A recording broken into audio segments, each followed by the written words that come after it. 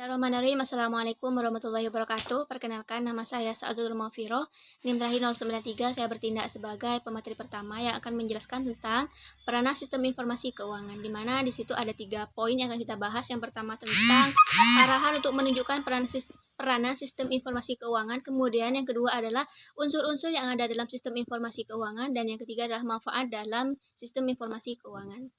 Pada pembahasan yang pertama, yaitu tentang arahan untuk menunjukkan peranan sistem informasi keuangan. Yang pertama adalah untuk menentukan hasil dari pelaksanaan operasi perusahaan. Yang kedua adalah adanya pemisah keterangan jumlah barang dan uang dari catatan perusahaan. Yang ketiga adalah membuat laporan keuangan bagi para pemimpin. Yang keempat, untuk dapat mengikuti jalannya harta dan perusahaan. Dalam fungsi ini meliputi pemeliharaan terhadap bermacam-macam buku dan rekening. Kemudian yang terakhir adalah untuk mempermudah perencanaan kegiatan-kegiatan perusahaan, tindak lanjut daripada pelaksanaan dan perbaikan diri dari rencana-rencana. Kemudian pembahasan yang kedua akan menjelaskan tentang unsur-unsur yang ada dalam sistem informasi keuangan. Yang pertama adalah relevan, yang kedua adalah akurat dan bisa dipertanggungjawabkan, yang ketiga tepat waktu, yang keempat lengkap, yang kelima adalah materialitas, dan yang keenam adalah mudah dipahami, yang ketujuh bisa dibandingkan dengan laporan sejenis, yang nomor 8 formal dan substantif, serta yang terakhir adalah konsisten dari waktu ke waktu. Dan yang terakhir yaitu tentang manfaat yang ada dalam sistem informasi keuangan.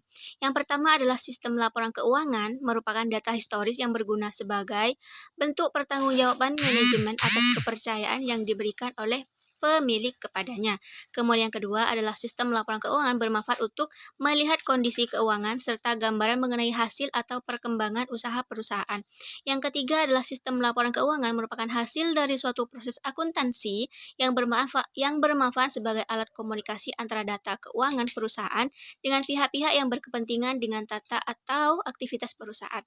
Yang nomor 4 adalah sistem laporan keuangan dapat digunakan oleh manajemen untuk mengetahui biaya-biaya dari berbagai kegiatan, mengukur efisiensi tiap-tiap bagian, proses produksi, dan menentukan tingkat keuntungan yang dapat dicapai oleh tiap-tiap kegiatan atau bagian tersebut.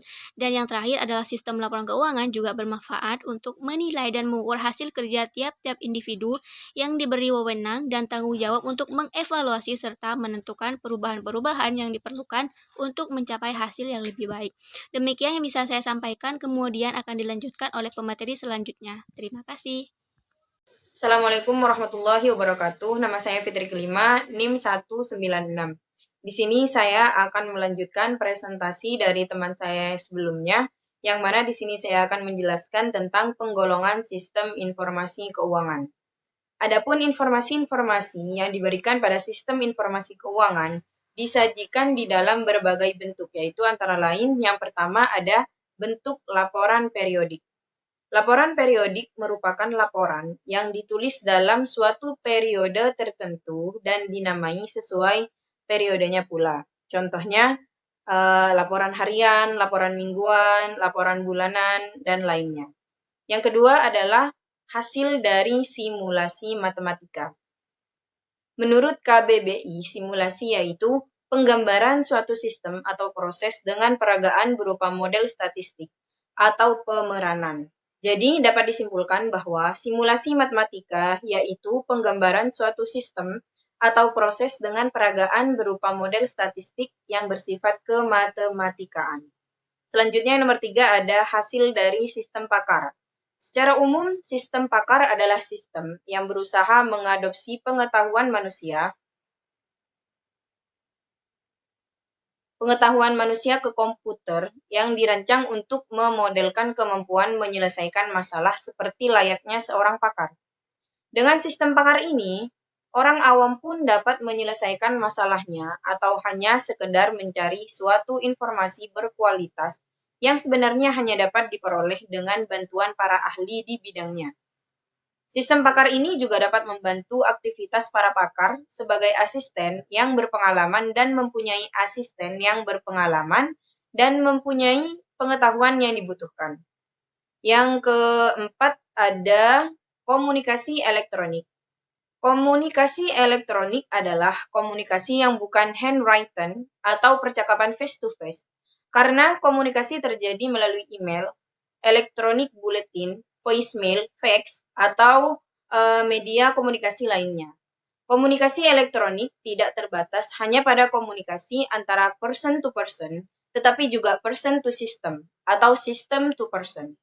Sehingga dengan adanya sistem informasi keuangan dapat mempermudah dan memenuhi kebutuhan manajer ataupun berbagai elemen di lingkungan perusahaan atau informasi yang menjelaskan status keuangan perusahaan. Mungkin hanya ini yang dapat saya sampaikan. Selanjutnya akan disampaikan oleh teman saya selanjutnya. Terima kasih. Wassalamualaikum warahmatullahi wabarakatuh. Assalamualaikum warahmatullahi wabarakatuh. Saya Mila Santika, NIM terakhir 140. Di sini saya akan meneruskan penjelasan dari pemateri sebelumnya, yaitu pihak-pihak pemakai sistem informasi keuangan. Pihak-pihak tersebut membutuhkan informasi tersebut sebagai dasar dalam pembuatan keputusan keuangan seperti keputusan investasi, pemberian kredit, dan keputusan serupa lainnya. Untuk menjawab kebutuhan tersebut diperlukan pengungkapan informasi baik oleh perusahaan maupun oleh pihak lain, seperti analisis keuangan dan auditor. Para pemakai sistem laporan keuangan tersebut ada dua, yaitu pemakai internal dan yang kedua pemakai eksternal.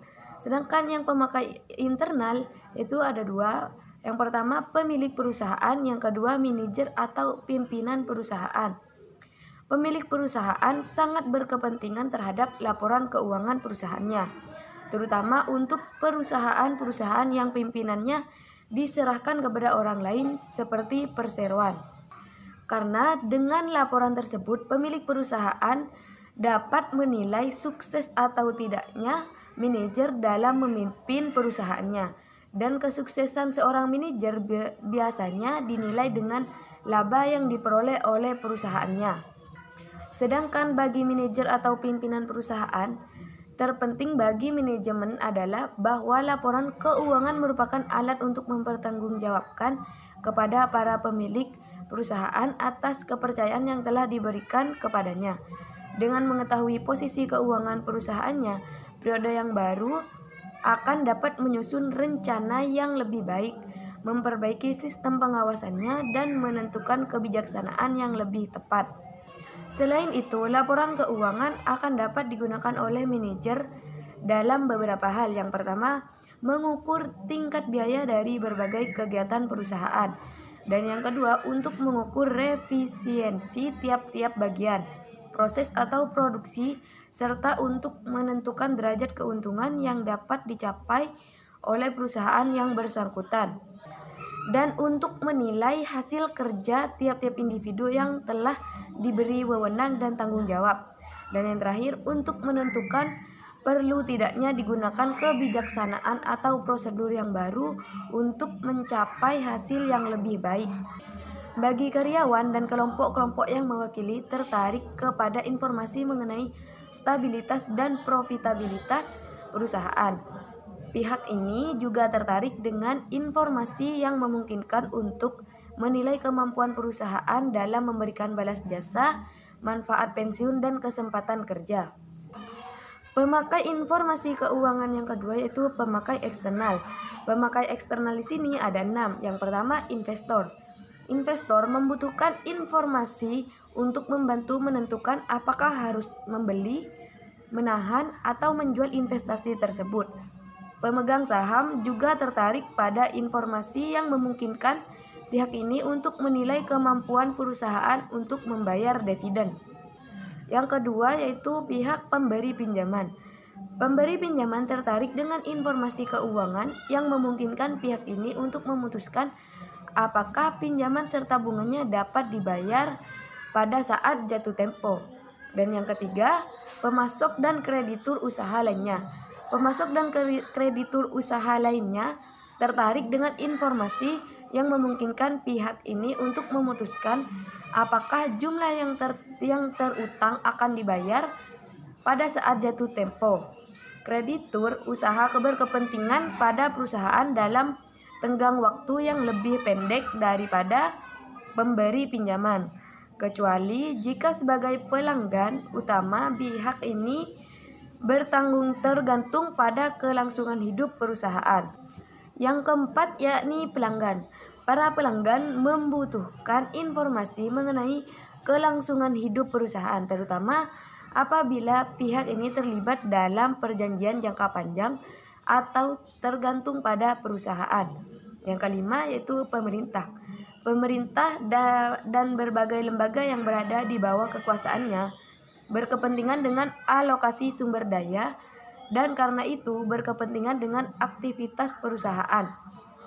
Pihak ini juga membutuhkan informasi untuk mengatur aktivitas perusahaan, menetapkan kebijakan pajak dan sebagai dasar untuk menyusun statistik pendapatan nasional dan statistik lainnya.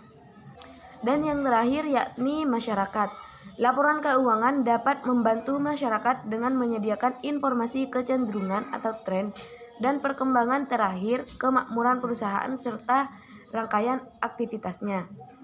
Mungkin hanya itu yang dapat saya sampaikan, kurang lebihnya mohon maaf. Assalamualaikum warahmatullahi wabarakatuh. Assalamualaikum warahmatullahi wabarakatuh. Saya Lira Eka Novianti, NIM 049. Di sini saya akan melanjutkan pemaparan tentang konflik di antara pemakai sistem informasi keuangan.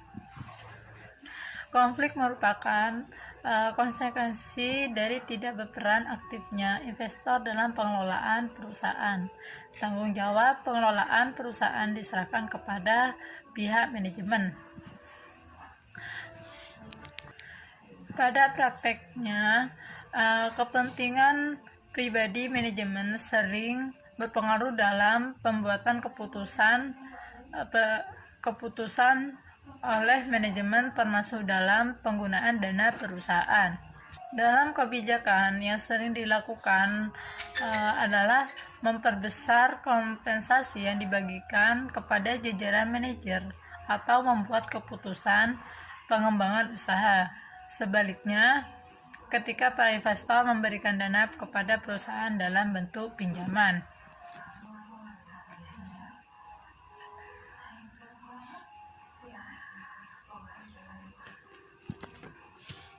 Pada kebijakan lainnya yang sering dilakukan manajemen yaitu menggunakan dana perusahaan untuk diinvestasikan pada proyek yang memiliki risiko tinggi. Nah, dalam mengatasi konflik, pelaporan keuangan memiliki peran besar.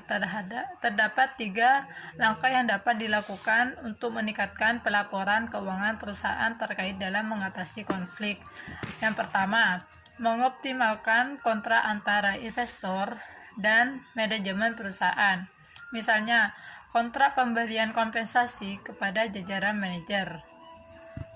Yang kedua, mengoptimalkan fungsi dewan komisaris.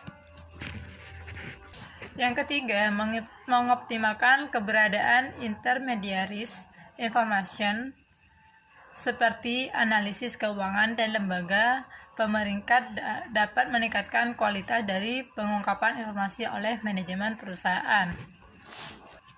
Hal ini dimungkinkan karena information mediaris merupakan pihak di luar perusahaan sehingga penilaian atas kinerja atas kondisi perusahaan lebih bersifat objektif.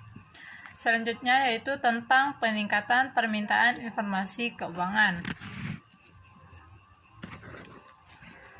Sesuai konsep agensi teori yang dikemukakan oleh Jensen dan McLean, adanya hubungan kontrak antara 2 pihak yaitu pemilik dan pengelola. Pemilik dapat mengambil beberapa keputusan kepada anggota atau pengelola yang membantu dalam memaksimalkan keuntungan. Informasi keuangan dapat mempengaruhi sebuah keputusan yang akan diambil oleh perusahaan dan sebuah lembaga. Ada beberapa alasan yang menentukan permintaan terhadap laporan keuangan menurut Hester, yaitu yang pertama, informasi keuangan dipergunakan untuk mengurangi ketidakpastian. Yang kedua, mengetahui tingkat ketidakpastian yang dihadapi dalam memperoleh sebuah keputusan. Dan yang ketiga, Mengetahui apa peran informasi keuangan itu dalam mengurangi ketidakpastian. Dan yang terakhir, tersedianya sumber informasi yang kompetitif.